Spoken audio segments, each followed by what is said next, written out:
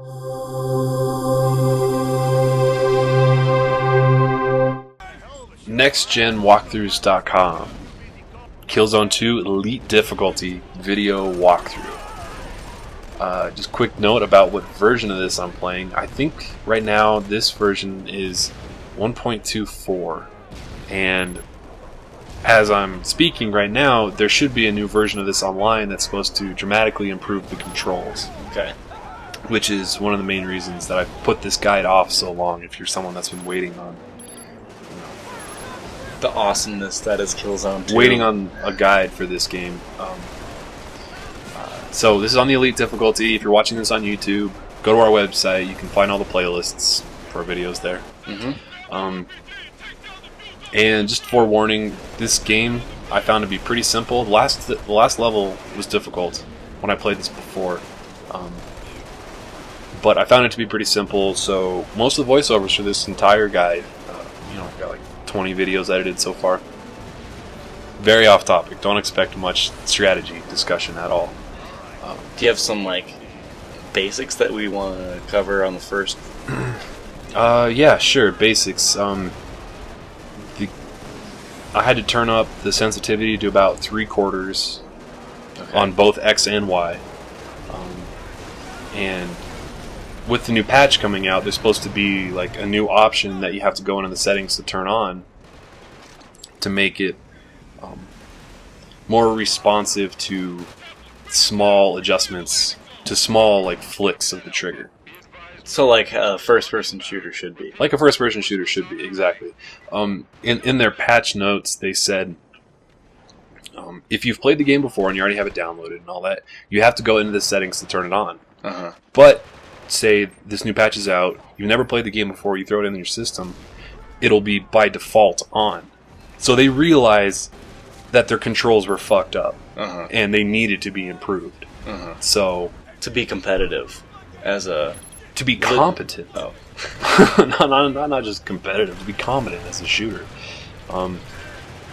Or give me keyboard and mouse support, and I'll fucking fly through this game in 10 seconds. So yeah, I rented this game from GameFly when it first came out. Played the hell out of it. Looks great. I hated the fucking controls. And actually, we recorded voiceovers and Elite difficulty walkthrough for the first 2 levels, I think. Yeah. And I did nothing but complain on the first 40 minutes of voiceovers for that first series. And you would go on tangents and be like, "This is the last thing I'm going to say about these terrible controls," and then 5 minutes later, you're bitching about the controls again. I was seriously yelling non-fucking stop about the controls in this game because it's just a goddamn and they honestly hadn't improved much since I re-rented it. Yeah. So when I got it back from GameFly, they hadn't improved. I was like, fuck it, I'm just gonna bang this guide out.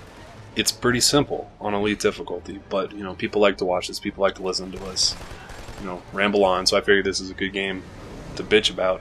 And then after playing it for one day, I open up Google Reader and I see that there's a new Killzone 2 patch coming out after I already recorded the first 7 levels. So the last 3 levels of the game, if you want to kind of compare my aiming ability from right now to the end, if you're interested in that kind of shit. At least I am. I'm going to go back and kind of 8, 9, and 10 will be the new... 8, 9, and 10 will be... actually, I'm not sure if there's a 10. But through level 7 is the old version of the aiming controls, and everything after 7, level 8 and on, is going to be the new shit. With the extra little ultra sensitivity checkbox in my control settings turned on.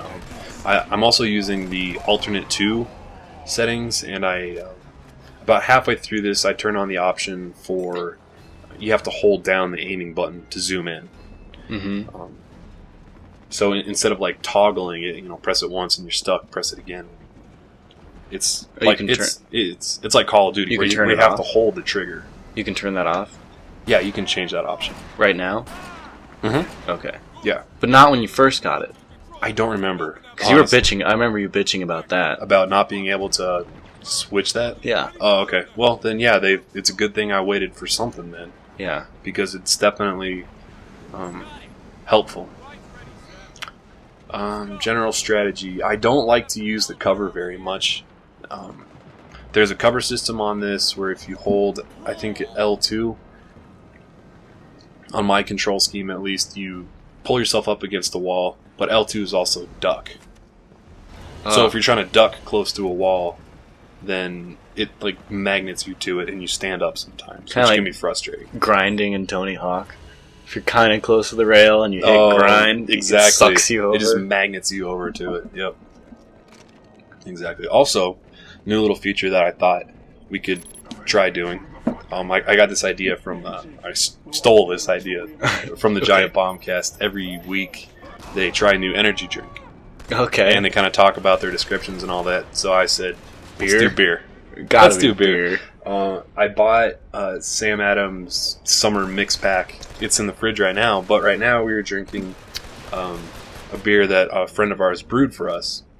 Our friend Jesse, who filmed Sweatpants Diaries. Yeah, the camera guy who in he's episode 2 is the nerd. The nerd intern. The nerd intern, yeah. He brewed these beers for us, and as a graduation gift, when he was graduating, and he gave it away, which is, it's really nice. Yeah.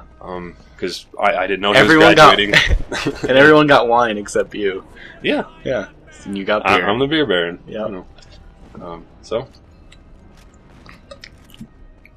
thank you, Jesse. I don't know what this is, but it's good. It's good. So, strategy. Use height to your advantage. Run downstairs, trigger the next wave of guys, and then run back upstairs. Tricky shit. Oh, we could do our... we could review Keystone Light.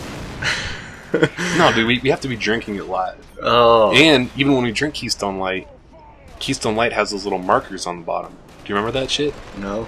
Yeah, if you look at the bottom of a Keystone Light can, yeah, they have like a dab of ink. Mm-hmm. It's like yellow or blue or red or something like that. And apparently the different colors mean they come from different batches. And sometimes like the yellows are good and the greens are garbage. You didn't know that? No idea about that. Someone told me about that. And the different colors do taste different. I don't know which one's the best though. Huh. And they're all mixed together in one 30 rack. Huh. So they're not like all so all it's a 30. Keystone variety pack. Yeah, it's the Keystone variety pack because it's all such fucking garbage. Yeah. But it goes down smooth after a dozen of them. Alright.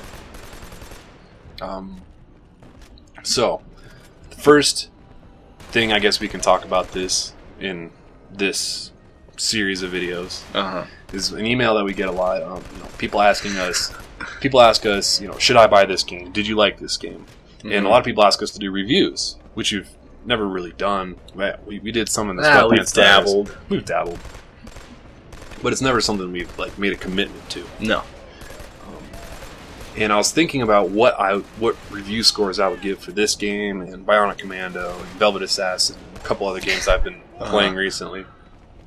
And I was thinking like about 75% of the games I would play or that I play, I would put in the rent zone. Okay.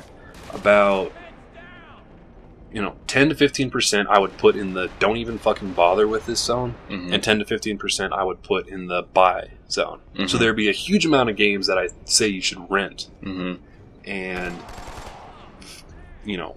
that's why we have GameFly, which is why I fucking love it. Even though we still buy a ton of games because we try to get these guides out as soon as possible. Try. I mean, these take fucking time. Like this guide, I'm banging out really quick. I'm getting this done in a couple days, but obviously it's coming out a couple months after the game came out. Yeah.